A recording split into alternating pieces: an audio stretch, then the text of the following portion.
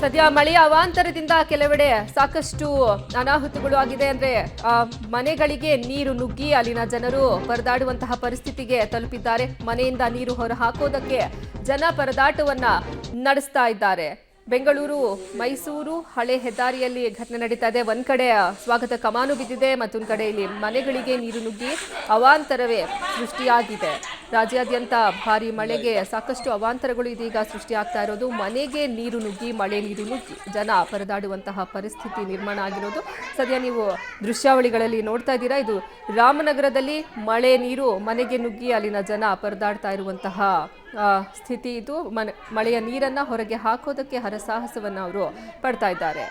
ಇನ್ನ ರಾಮನಗರದಲ್ಲಿ ಭಾರಿ ಮಳೆಗೆ ಸಾಕಷ್ಟು ಅವಾಂತರ ಅಲ್ಲಿ ಆಗಿರೋದು. ಒಂದ್ ಕಡೆ ಸ್ವಾಗತ ಕಮಾನು ಹೆದ್ದಾರಿ ಬೆಂಗಳೂರು ಮೈಸೂರು ಹಳೆ ಹೆದ್ದಾರಿನಲ್ಲಿ ಬಿದ್ದು ಅಲ್ಲಿ ಕೆಲ ಹೊತ್ತು ಟ್ರಾಫಿಕ್ ಜಾಮ್ ಅನ್ನ ಉಂಟು ಮಾಡಿತು. ಮತ್ತೊಂದು ಕಡೆ ಈ ಮಳೆ ನೀರು ಮನೆಗಳಿಗೆ ನುಗ್ಗಿ ಅಲ್ಲಿನ ಜನ ಪರದಾಡುವಂತಹ ಪರಿಸ್ಥಿತಿಗೆ ತಲುಪಿಸ್ತು. ಇನ್ನ ಮನೆಯಲ್ಲಿದ್ದಂತಹ ವಸ್ತುಗಳೆಲ್ಲ ಚೆಲ್ಲಾಪಿಲ್ಲಿಯಾಗಿ ಬಿದ್ದಿರುವಂತಹ ದೃಶ್ಯಾವಳಿಗಳನ್ನು ಸಹ ನೀವು ನೋಡ್ತಾ ಇದ್ದೀರಾ. ಇದು ಮಳೆಯ ಎಫೆಕ್ಟ್. ಮಧ್ಯಾಹ್ನದವರೆಗೂ ಬಿರು ಬಿಸಿಲು ಇರುತ್ತೆ. ಮಧ್ಯಾಹ್ನ ಆಗ್ತಿದ್ದಂಗೆ ಜೋರಾದ ಮಳೆ ಶುರುವಾಗುತ್ತೆ. ಇನ್ನ ಮಳೆಗೆ ಸಾಕಷ್ಟು ಅವಾಂತರಗಳು ಸೃಷ್ಟಿಯಾಗ್ತಿದೆ. ರಾಯಚೂರಿನಲ್ಲೂ ಬಿರುಗಾಳಿ ಸಹಿತ ವರುಣನ ಆರ್ಭಟ. ಕಟ್ಟಡ ನಿರ್ಮಾಣಕ್ಕೆ ಕಟ್ಟಿದಂತಹ ಕಟ್ಟಿಗೆಗಳು ಧರಾಶಾಹಿಯಾಗಿದೆ. ಸ್ವಲ್ಪದರಲ್ಲೇ ಭಾರಿ ಅನಾಹುತವೊಂದು ತಪ್ಪಿರೋದು ರಾಯಚೂರಿನ ರೈಲ್ವೆ ಸ್ಟೇಷನ್ ರಸ್ತೆಯಲ್ಲಿ ಈ ಘಟನೆ ನಡೆದಿರೋದು.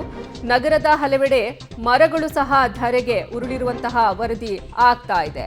ಜೆಸಿಬಿಯಿಂದ ಮರಗಳ ತೆರವು ಕಾರ್ಯಾಚರಣೆಯನ್ನು ಸಹ ನಡೆಸಲಾಗ್ತಾ ಇರೋದು.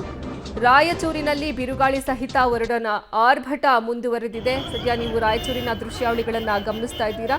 ವರುಣನ ಆರ್ಭಟಕ್ಕೆ ಮರಗಳು ಧರಾಶಾಹಿಯಾಗಿವೆ.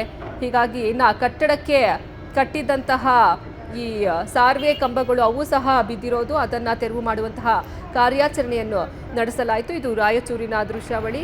ಇಲ್ಲಿ ರಾಯಚೂರಿನಲ್ಲಿ ಭಾರಿ ಮಳೆಗೆ ಕಟ್ಟಡ ನಿರ್ಮಾಣ ಮಾಡೋದಕ್ಕೆ ಈ ಸಾರ್ವೆ ಕಂಬಗಳನ್ನು ಕಟ್ಟಿದ್ರಲ್ಲ, ಆ ಕಂಬಗಳೇ ಬಿದ್ದುಬಿಟ್ಟಿದೆ. ಹೀಗಾಗಿ ಅದನ್ನು ತೆರವು ಮಾಡುವಂತಹ ಕಾರ್ಯವನ್ನ ಮಾಡಲಾಯಿತು. ಇನ್ನು ಹಲವೆಡೆ ಸಾಕಷ್ಟು ಹಾನಿಯೂ ಉಂಟಾಗಿದೆ ಅಂತ ವರದಿ ಆಗ್ತಾ ಇದೆ. ಇದರಿಂದ ಭಾರಿ ಅನಾಹುತವೇ ತಪ್ಪಿ ಹೋಗಿದೆ. ಈ ಸಾರ್ವೆ ಕಂಬಗಳು ಕೆಳಗೆ ಬಿದ್ದಿದೆ, ಆದರೆ ಯಾವುದೇ ಅನಾಹುತ ಅಲ್ಲಿ ಸಂಭವಿಸಿಲ್ಲ. ಜೆಸಿಬಿ ಮೂಲಕ ಅದನ್ನು ತೆರವು ಮಾಡುವಂತಹ ಕಾರ್ಯವನ್ನ ನಡೆಸಲಾಯಿತು.